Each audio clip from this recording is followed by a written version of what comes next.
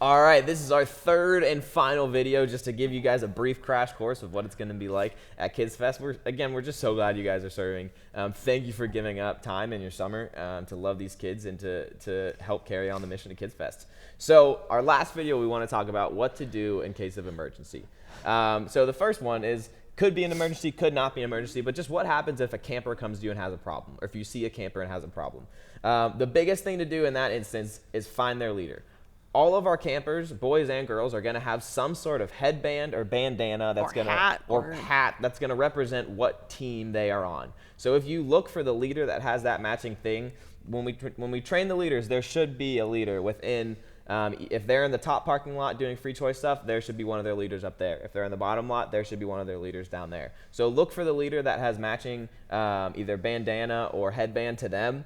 And if you cannot find that, and you cannot find their leader, find one of the interns, one of us, anyone who has a walkie-talkie, and we'll track down the leader that they need to be with.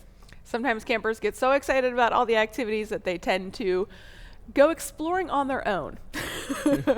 And so we just want to make sure that that kid is reunited with their leader, because their leader has all the information that they need to have on them about allergies and special needs and anything that they need. But a lot of times campers, as much as they love their leaders, they have a really hard time remembering names. So the headbands are probably the easiest way to be able to help make that happen.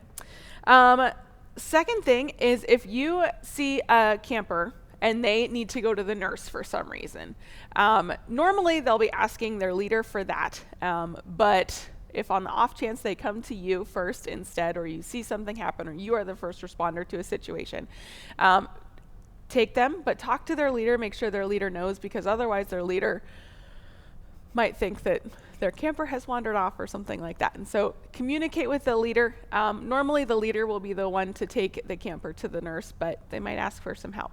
And at that point, their leader will assume charge of their camper. We have an amazing team of nurses. Maybe you're one of them.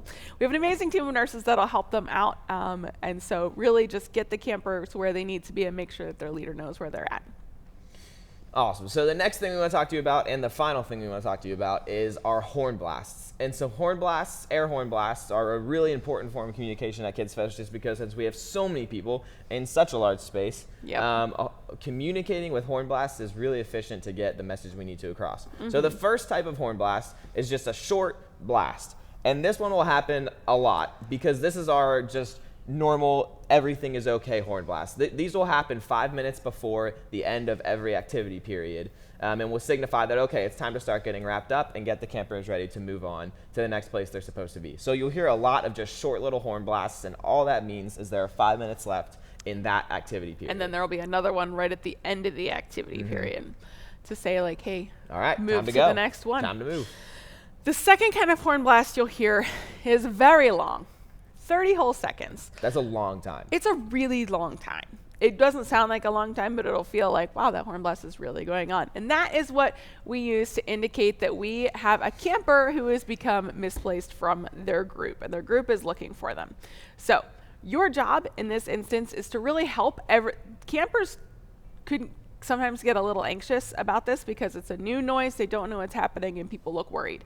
So your job in this instance is to really help all of the campers get with their team leaders, and they sit down and they do a count, and they make sure, because sometimes campers hang out with another team or just start exploring somewhere, but just in case a camper were to become misplaced from their group, wander off, or if something else were to be happening. But that's what we do. We get all of the campers with their team. We get that camper reunited with their leader, and then the all clear is 5 short horn blasts. And that means camper has been located, everyone's back where they're supposed to be. Continue all of the fun that you were just having. So the third and final horn blast I'm going to talk to you about is 2 horn blasts in a row.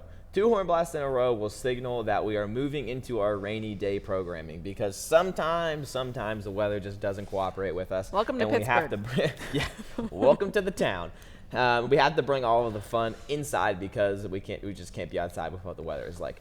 The good news is you don't have to make that call. Sometimes it's a very subjective call that has to be made, but you can always believe and know that there is someone on staff who is watching the radar watching the news, watching the weather, and thinking about whether or not to make that call. So whenever that call is made, it is definitive, and it is the right call. So that'll be signified by 2 short horn blasts, and then that means we're bringing everything inside into the main lobby to bring the fun in there. And if you are volunteering on the inside, you really won't be all that affected. If you are a volunteer who is working outside and it starts raining, your area leader, again, the person leading your area who is in a vintage shirt, will be able to kind of give you some directions, and we'll just, again, ask for a lot of flexibility in that moment for you to be able to just kind of say, hey, here, do this with these kids. And it's actually super fun. It can be really fun if we make it fun. So that's all that there is, really, that you need to know. You know as much as we do at this point. This is what we know, and we've given it to you.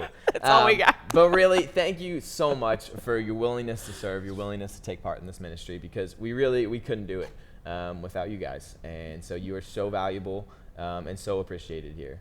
Thank you so much for everything that you do, everything you're going to do. Evan said it, but I'm going to say it again. Kids Fest literally could not happen if you are not able to be here. And so all of these campers who are making decisions for Christ, all these campers who are hearing the good news of Jesus for the first time, would not happen if you are not able to give up some time this summer to help make all this fun happen and all the teaching happen and all that kind of stuff. So thank you so much. If you have any questions, don't talk to us, because that's all we know. Email Cindy Runco.